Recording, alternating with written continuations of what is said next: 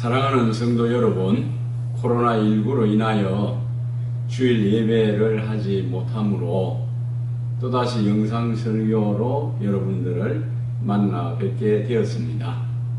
이 영상 설교를 통해서 하나님의 크신 은혜와 위로가 있기를 주의 이름으로 축복합니다. 아멘. 오늘 하나님의 말씀은 구약성경 출애굽기 14장 13절과 14절 2절 말씀입니다. 제가 읽어 드리겠습니다. 모세가 백성에게 이르되 너희는 두려워하지 말고 가만히 서서 여호와께서 오늘 너희를 위하여 행하시는 구원을 보라. 너희가 오늘 본 애국 사람을 영원히 다시 보지 못하리라. 여호와께서 너희를 위하여 싸우시리니 너희가 가만히 있을지니라. 아멘. 이 말씀으로 오늘 우리에게 주시는 설교의 제목은 위기는 기회가 될 수 있습니다. 아멘. 이 제목으로 함께 말씀의 은혜를 나누고자 합니다. 하나님의 특별하신 은혜와 능력으로 애굽에서 나온 이스라엘 백성들이 홍해 해변에 이르러 장막을 쳤습니다. 1절, 2절 말씀이죠. 이때 애굽 왕 바로가 마음이 변하여 선발된 병거 600대와 애굽의 모든 병거를 동원을 하여 자기 백성을 데리고 이스라엘이 장막을 친 홍해 해변 가까이까지 추격해 왔습니다. 5절에서 9절의 말씀입니다. 그런데 여기에다가 더하여 이스라엘 백성들이 모세를 향하여 원망하기 시작합니다. 애굽에 매장지가 없어서 우리를 이 광야에서 죽게 하느냐? 우리가 애굽 사람을 섬기는 것이 광야에서 죽는 것보다 낫겠다 라고 원망합니다. 10절에서 12절의 말씀이지요. 그리하여 지금 이스라엘은 그야말로 진퇴양난의 위기를 맞게 되었습니다. 그러나 이스라엘이 진퇴양난의 위기를 당하였지만은 하나님의 은혜로 홍해를 무사히 건넜고 추격해 오던 애국군은 수몰 당하여 전멸하고 말았습니다. 그리고 이스라엘이 가는 앞길은 하나님의 인도로 안전하게 전진할 수 있게 되어졌습니다. 이는 전화위복, 곧 위기가 기회로 바뀌어진 것입니다. 지금 우리가 처한 현실도 위기임에 틀림없습니다. 그러나 하나님을 향한 변함없는 믿음과 또 기도로 기다리면 하나님께서 이 위기를 은혜와 복의 기회로 바꾸어 주실 줄 믿습니다. 그러므로 우리들은 첫 번째는 두려워하지 맙시다. 이스라엘 백성들은 애국 군대가 추격해 오는 것을 보고 두려워했습니다. 10절 말씀에 보면 이스라엘 자손이 심히 두려워하여 라고 기록합니다. 이들이 두려워하는 것은 충분히 이해할 수 있습니다. 앞에는 홍해가 가로막혀 있고 뒤에서는 애국 군대가 추격해 오는 이런 상황에서 두려워하는 것은 어쩔 수 없는 사람의 본능일 것입니다.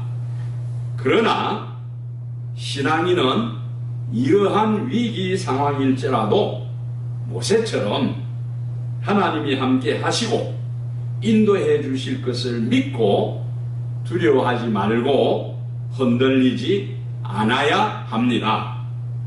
그래서 13절에 모세가 백성에게 이르되 너희는 두려워하지 말고 가만히 서서 여호와께서 오늘 너희를 위하여 행하시는 구원을 보라 라고 말씀하셨습니다. 이뿐 아니라 이사야도 이사야 41장 10절에 두려워 말라 내가 너와 함께 함이니라 놀라지 말라 나는 네 하나님이 됨이니라 내가 너를 굳세게 하리라 참으로 너를 도와주리라 참으로 나의 의로운 오른손으로 너를 붙들리라고 하였습니다. 이 말씀에도 두려워하지 말라는 겁니다. 분명히 현실은 두려움이 많이 있지만은 두려워하지 말라고 하시면서 그 이유는 하나님께서 우리와 함께해 주신다는 약속을 주셨습니다. 그러므로 지금과 같은 여러 가지 어려운 위기 속에 있을지라도 여러분들도 이 모세처럼 또는 이사야가 말씀하는 것처럼 두려워하지 말고 하나님이 함께해 주심을 믿고 변함없는 믿음으로 기도하면서 기다리는 여러분들이 되시기를 주의 이름으로 축복합니다.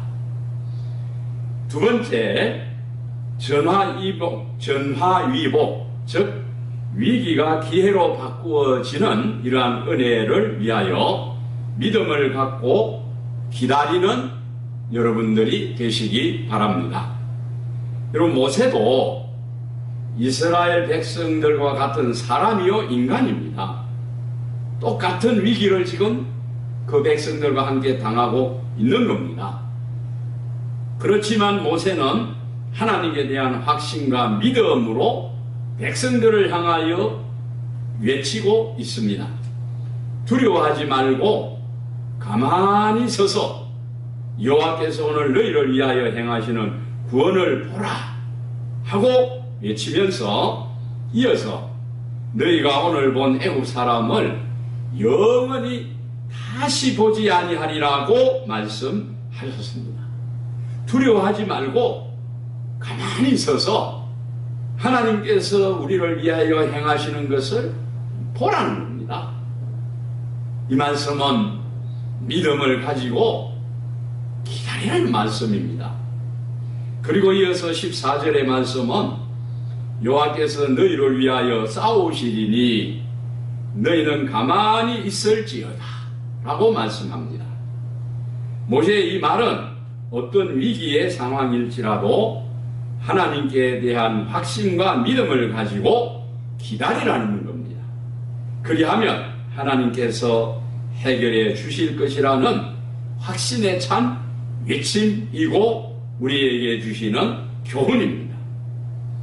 그래서 결국 이스라엘 백성들은 무사히 홍해를 건넜고 뒤따르던 애국 군대는 그 홍해 속에 숨을 내어 전멸을 당했으며 그 이후에 이스라엘 가는 앞길에 하나님께서 아주 선한 길로 인도해 주셨던 것입니다.